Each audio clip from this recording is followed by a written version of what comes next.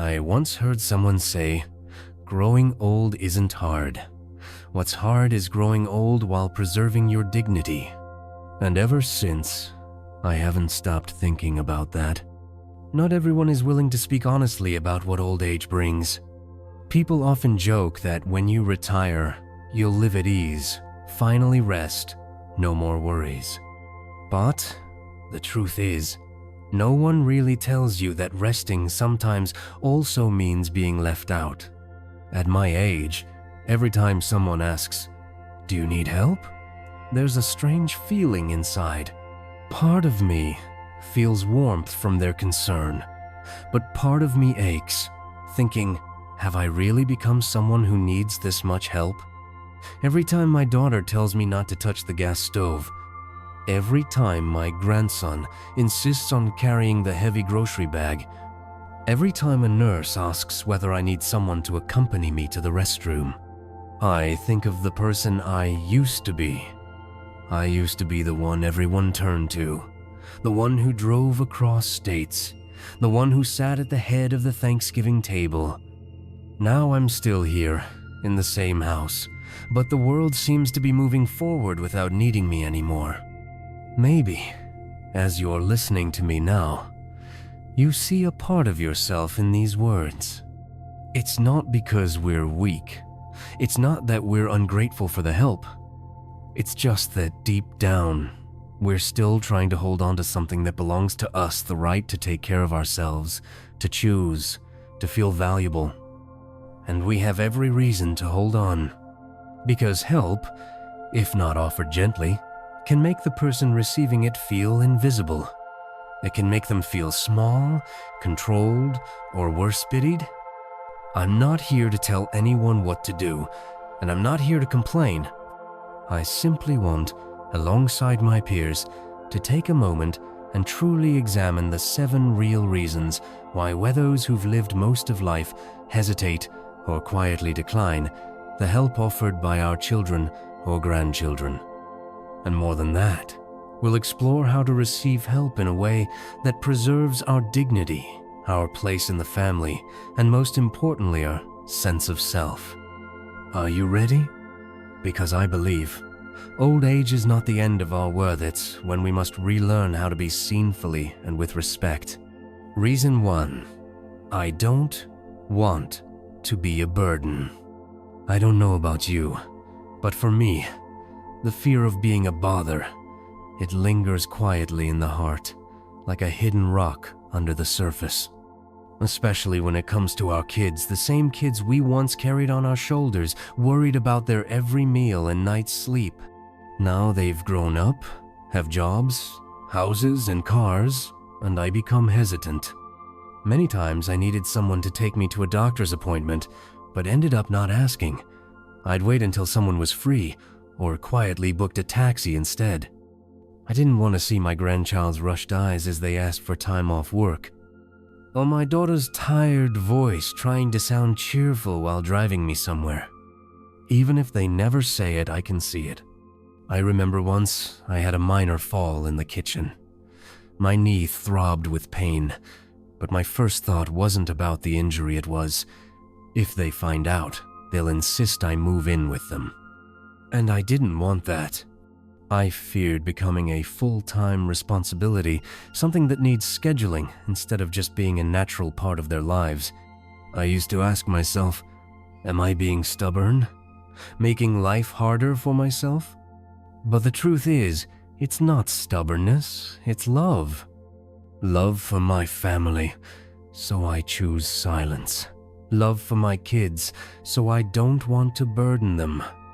But eventually, I had to admit, the fear of being a burden can make you lonelier than old age itself.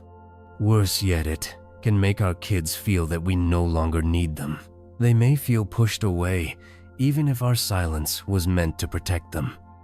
I once saw a dear friend pass away in a nursing home. He had 3 successful children. When I asked why he didn't live with them, he smiled and softly said, I didn't want them to have to divide the responsibility. Each has their own life. Living on my own is lighter for them.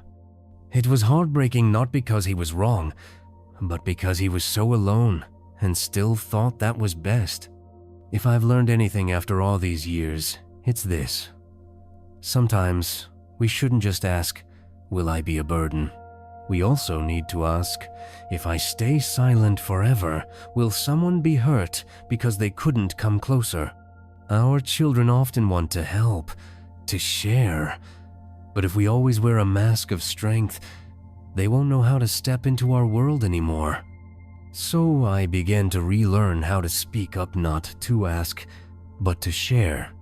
Not, I need your help, but if you have time, I'd love it if you came with me today. I still try to do my part, but I've also learned how to allow others the chance to love me. Because sometimes what people need isn't someone who never needs help. They need someone brave enough to say, I still need someone by my side. Reason 2, I still want to feel useful. I don't know about you, but to me, the feeling of being needed even just a little is like the warmth of a morning cup of coffee. It doesn't have to be strong, just warm enough to keep your hands from getting cold and your heart from getting lonely. I used to be everywhere in the house. I knew how to fix the dishwasher when it acted up. I remembered every doctor's appointment for my wife when she was still alive. I drove the kids to school, to summer camps, to part-time jobs. I was the one in charge, and I liked that feeling. Then one day, nobody needed reminders anymore. The kids had smartphones, Google Calendar, professional repair services. Whenever I offered help, they'd smile and say, "It's okay, Dad. We got it." I smiled back, of course. But inside, something sagged. I remember one Thanksgiving, the whole family came together. I went into the kitchen, planning to make the green bean casserole my wife used to cook every year. But my daughter had already ordered a tray from Whole Foods. She said, "Let's make it easy this year, Dad." I understood. But as I stood there, looking at the steaming foil tray, I felt like a whole family tradition had been replaced with a single click. I wasn't angry, but I started asking myself, if I'm not cooking, not fixing, not being asked, then where do I exist in my children's lives? I realized that what I lacked wasn't work, it was a role, a reason to wake up without feeling like a faded background character in the family portrait. Then one day, my grandson came to visit. He asked, "Grandpa, what was it like when you were my age?" I told him stories how I worked at a car repair shop when I was 16, how we used paper maps instead of GPS, how I first heard Hotel California on an old FM radio. His eyes lit up. He kept saying, "No way." He even recorded my stories. "I want to use this for my school project." That moment made me feel like I wasn't just sharing memories, I was passing on a piece of family history. Since then, I changed how I see things. I no longer try to do everything like I used to. I started sharing more, teaching more, being present in a different way. I taught my grandson how to change a tire, something few do these days. I called my daughter for the old pumpkin soup recipe her mother used to make and cooked it again for the family. I started writing down stories from my life knot to publish, just to leave something behind for them. And I realized feeling useful doesn't mean doing a lot. It means being seen as someone who still matters, someone worth listening to, someone who holds a piece of the soul of this family. If you, like me, have ever felt yourself slipping to the sidelines of your family's life, I hope you find a new way to step back in. It doesn't have to be loud, just sincere, because growing old doesn't mean our role is over. It just means it's time to change our way of living, from doers to keepers of wisdom. Reason 3, I feel uncomfortable asking for help because I've always lived independently. I was raised in a traditional working-class family. My father worked nearly his whole life at a steel factory. My mother juggled an office job while raising 4 kids. Growing up meant figuring things out on my own, from changing light bulbs to shoveling snow, filling out college applications, and working part-time to pay tuition. No one ever taught me how to ask for help. That was just how our generation lived. Do it yourself wasn't just a slogan, it was a way of life. Asking for help was seen as weakness. You didn't complain. You didn't depend on anyone. No drama.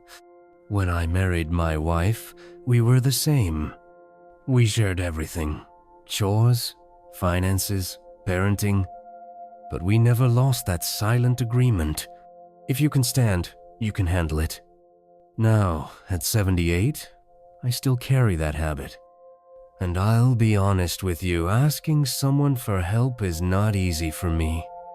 I know my back isn't what it used to be. The lawnmower is harder to push now. Even bending down to tie my shoes can make me dizzy. But when my son says, "Dad, let me do that for you," I wave him off and smile. I'm good, son. I have done this 100 times.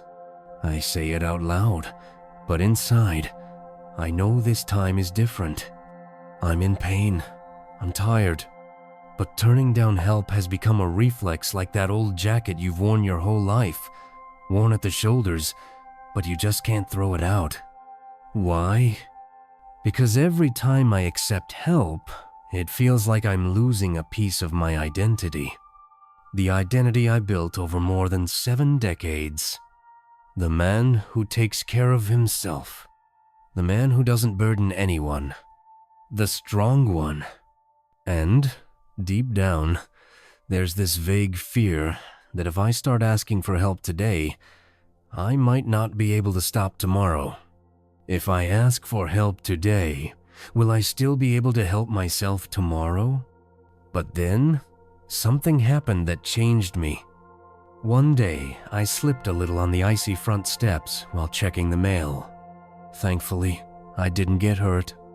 But when I got back inside, I sat in silence for a long time. Not because of the pain, but because of the fear. The fear that next time, I might not be so lucky. And no one would know. That's when I realized something important. Being independent doesn't mean being isolated. And asking for help isn't surrender, it's connection. So I started shifting my mindset from asking to sharing. Instead of saying, "Can you do this for me?" I'd say, "Hey, if you're free, maybe we could do this together?" When my granddaughter visited, I didn't just let her sit on her phone while I did my chores. I asked her to help me clean out an old drawer, not because I couldn't do it, but because I wanted the time together. As we sorted through old birthday cards and handwritten letters, we ended up sharing stories neither of us had heard before. And in that simple task, I felt warmth. Not because I needed help, but because I finally stopped carrying everything alone. I also learned to speak up earlier. Not waiting until my back gives out, but asking when I start to feel stiff. Something as simple as, "Could you give me a hand with this?" And you know what? No one got annoyed. No one hesitated. In fact, I felt more loved. We were never meant to do life completely alone. Not in youth, not in old age.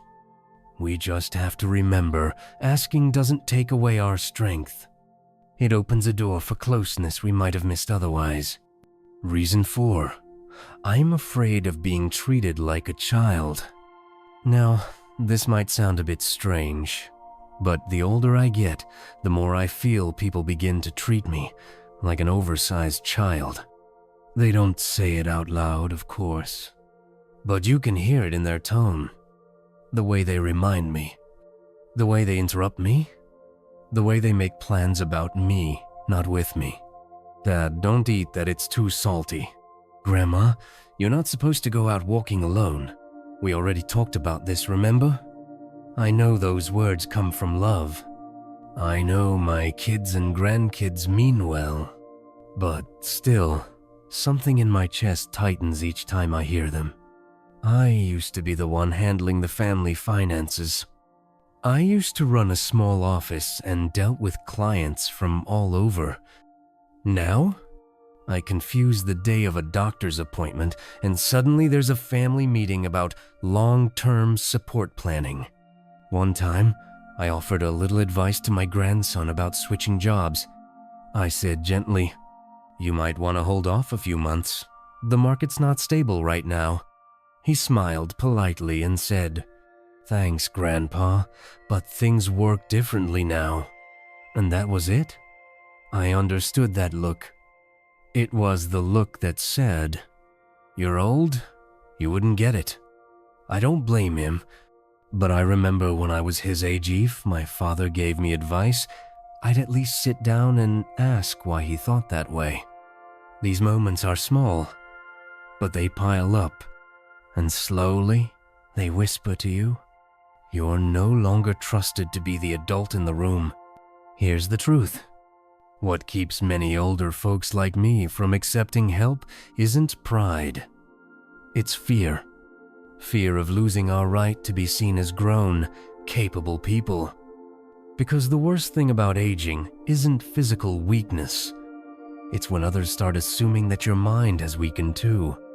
So, lately, I've started to speak up. Gently, but firmly. When my daughter planned to move without asking for my input, I said, "I may be older, but I'm still part of this family. Can I share my thoughts before you decide?" When a nurse at the clinic spoke to me slowly and loudly like I was a toddler, I looked at her and said, "Ma'am, I'm old, not hard of hearing. A regular tone works just fine." I didn't say those things out of anger. I said them to preserve that last bit of dignity I've worked my whole life to carry. The part that reminds me I'm still whole. Not patient number 245. Not that old man who needs care. What I hope for, and what I believe many of my peers hope for, is help with respect. Not decisions made for us, but decisions made with us. Not instructions like to a child, but conversations between adults. Because aging should not be a return to childhood.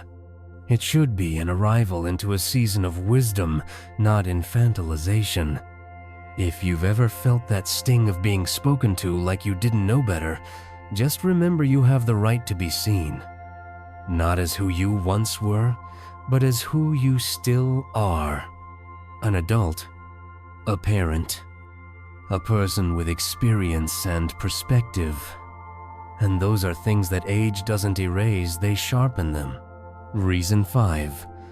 I feel ashamed that my body isn't what it used to be. Let me be honest with you. Nothing cuts deeper than realizing your body is quietly betraying you. I wasn't some athlete, but I was strong.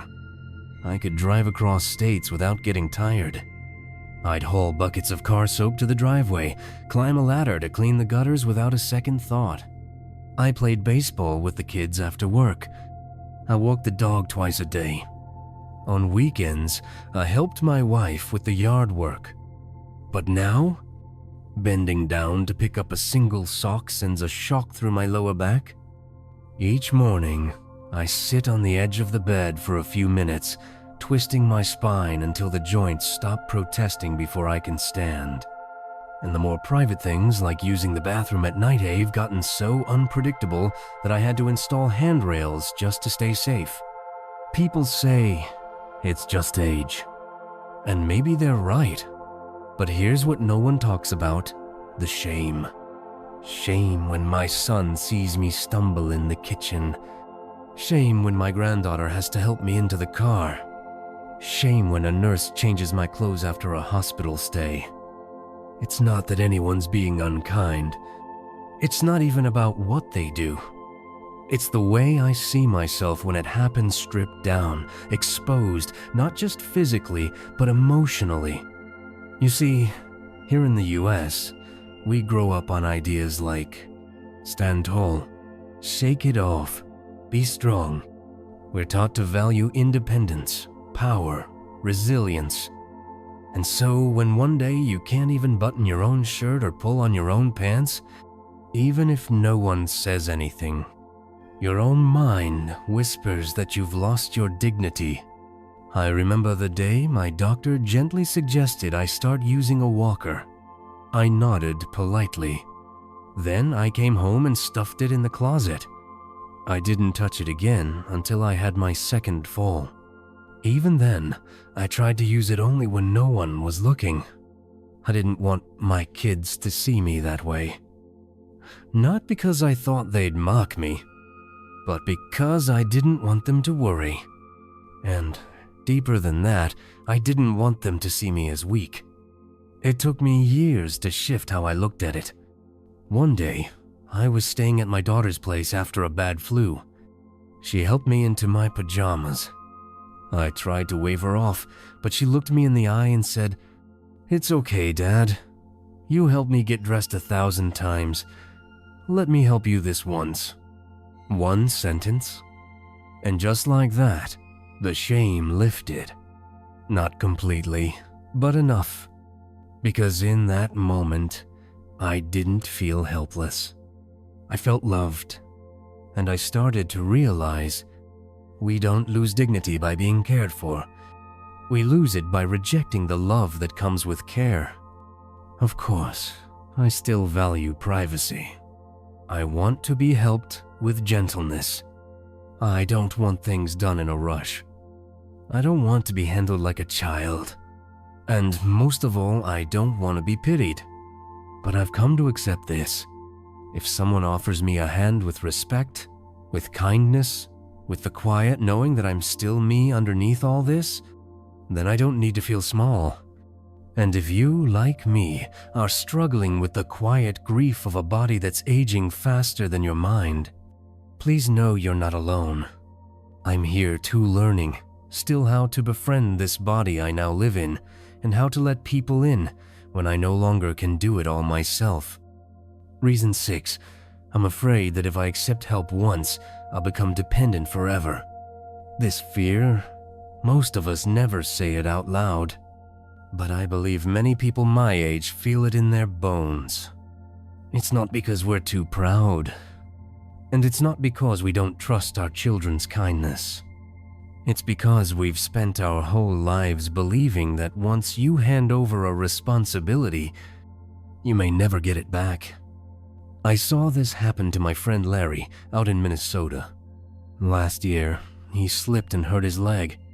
The doctor said he shouldn't drive for a few weeks. So Larry agreed to let his daughter drive him around. A few weeks turned into a few months, then a year.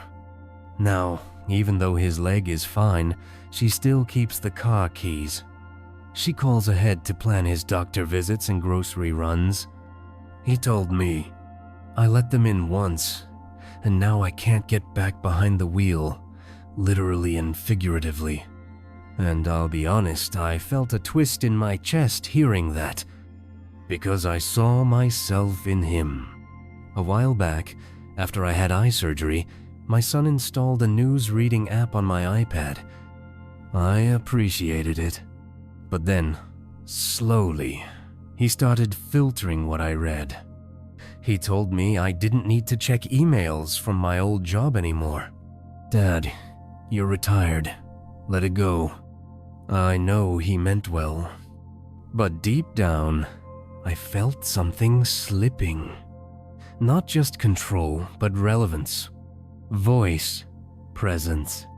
And I got scared. Scared that every little help would slowly erase me from the life I used to steer. So I had to sit myself down and think, what is help if it costs me my agency? You see, assistance shouldn't equal erasure. I may need someone to drive me to the store, but I still want to choose which store we go to. I may need help finding information, but I want to decide what I believe, what I read, what matters to me, because otherwise, help becomes just a soft, polite way of pushing us aside. I've learned to reclaim space while still accepting support. It's a delicate dance. When my daughter said I shouldn't cook alone anymore, I didn't argue. Instead, I said, "Why don't we cook together on Sundays?" I still sliced the onions, still stirred the old Italian tomato sauce recipe my late wife loved. And in those moments, I didn't feel dependent. I felt connected. When my grandson offered to help pay bills online, I said yes. But I sat next to him, logged in with him, reviewed each line with him, because I wanted him to help with me, not for me. Here's what I now believe. Dependency doesn't begin with accepting help. It begins with going silent. If we don't speak up, if we don't stay involved, we slowly become background noise in our own lives. So if you, like me, fear that letting someone help once will lead to losing everything you used to do, let me tell you, you still have a say. You still have the right to choose how you are supported. Sometimes, staying empowered isn't about refusing help. It's about requesting help in a way that keeps your dignity, your clarity, and your will intact. Reason 7. I just want someone who truly understands me. Of all the reasons I've shared the fear of being a burden, the shame of a weakening body, the habit of independence, there's one that runs quieter but deeper. It's the ache of not being truly understood anymore. I don't blame anyone. Everyone has their own life. The kids are grown, they're busy. Even getting a phone call once a week feels like a luxury now. Friends? Most of them are either gone or just drifting apart. I remember sitting out on the porch one evening, listening to a radio replay of Unchained Melody, the original version from 1965. My eyes welled up a bit, because no one around me knew what that song meant to me. That was the song my wife and I danced to in the kitchen one rainy night, just the two of us. No special occasion, just love in its quietest, purest form. If I told that story to my grandkids, they'd probably nod politely and smile, then scroll right back to their TikTok feed. Not because they don't love me. They do. But we don't live in the same world anymore. So sometimes I don't need someone to do something for me. Not to open doors. Not to carry tea. Not to fix the broken cabinet hinge. I just need someone to sit down with me and want to hear about who I am. Not out of obligation, not for entertainment, but to understand. Understand why I still keep a handwritten letter from my mother, dated 1954. Understand why I won't switch to Alexa or Google Assistant? Because I like the real click of a light switch and the sound of music coming from my dusty old FM radio. Understand why I still fall silent when I walk past the empty dining chair where my wife used to sit. At this age, the deepest loneliness isn't about being alone in a house. It's about being unseen by the people who are still around. We, the elderly, don't just need physical care. We need recognition. We need someone to say, "You've lived a life worth knowing. You still carry stories worth hearing. You still matter." One night, my granddaughter asked me, "Grandpa, if you could relive one day from your life, which one would it be?" I was taken aback. Not by the question, but by the sincerity in her eyes. She truly wanted to know. We talked until midnight. I told her about my wedding day, about the birth of her father, about the day I got my first job at the old Ford Motor Factory. Her eyes lit up, not because the stories were dramatic, but because something in her felt connected to something in me. And that night, for the first time in a long while, I didn't feel old. I felt seen. I felt understood. So if you, like me, sometimes feel invisible in your own family, in your own country, in the very house you've lived in for decades, maybe what you need most isn't help. Maybe it's presence. A real listener. Someone who doesn't just hear your words, but hears your soul. Someone who looks at you, not with pity, but with a quiet reverence that says, here is a human being who has lived fully and still wants to live meaningfully, even in the soft fading light of these later years. Behind every refusal of help is a silent plea to be understood. Together, we've explored the hidden feelings that are often left unspoken. From the fear of becoming a burden, the loss of feeling useful, the deeply ingrained habit of self-reliance, to the quiet shame of a failing body, the dread of being treated like a child, the anxiety over losing independence, and finally, the longing to simply be understood. It sounds like a lot, but truly, all of it circles around one simple truth. We're just trying to hold on to a little bit of dignity, a little place in the world, a little sense of me in a world that seems to be moving too fast to notice. Aging isn't just about weak knees, fading vision, or creaky joints. Aging is when you begin to feel like the world around you keeps loving, keeps going, but somehow leaves you behind. And sometimes, that firm refusal to accept help, it's not that we don't need it. It's that we're afraid that by reaching out to take a hand, we might lose the right to walk on our own. But let me tell you something I've learned in my 70+ years of life. We do not grow old to become a burden. We grow old to become the quiet, rooted strength, like an old tree offering shade to a younger generation. So let's learn how to open up again. But open up in a way that still keeps us whole. Not so silent that everyone assumes we're fine, but not so passive that we give away our independence either. Let's speak up. Say clearly what we need, what we're still capable of, and how we wish to be supported. Let those who love us see that we're still here, not as someone to be managed, but as someone to be listened to, respected, and connected with. And if something in this story has touched you, a memory, a feeling, a part of yourself you haven't named out loud in years, then maybe you're not just listening to my voice, but also to your own heart.